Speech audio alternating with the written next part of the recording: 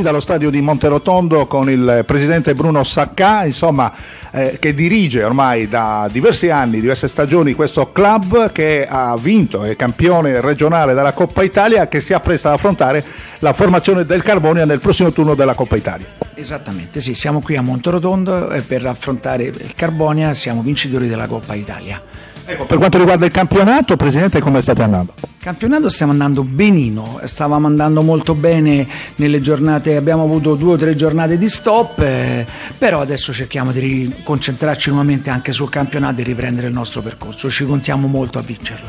Ecco, intanto come società mi diceva siete seguiti abbastanza dai vostri tifosi. Sì, abbiamo una bella tifoseria, l'abbiamo visto anche alla Dispoli quando abbiamo fatto la finale di Coppa Italia, c'erano circa 350-400 tifosi. Insomma, cosa conosce della Sardegna e soprattutto del prossimo avversario, il Carbonia Calcio, che ricordiamolo negli anni 50 ha disputato il campionato girone unico della Serie C e negli anni 80 per molte stagioni in Serie C2. Io sono molto vicino a voi perché, come ho già detto a lei, mia suocera è di Quartu Sant'Elena, quindi mi sento a casa per venire da voi. Insomma, naturalmente sarà una partita accesissima, immagino, sia all'andata che al ritorno. Possiamo ricordare le date?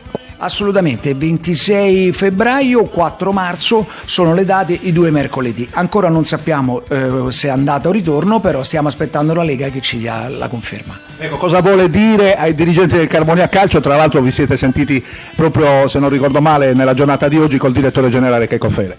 Sì, ci siamo sentiti col direttore generale, mi ha chiamato, mi ha fatto già un piacere immenso essere chiamato da lui. Cosa dico? Che noi ci auguriamo una bellissima giornata di sport e quando vengono loro saremo a loro disposizione in tutto e per tutto.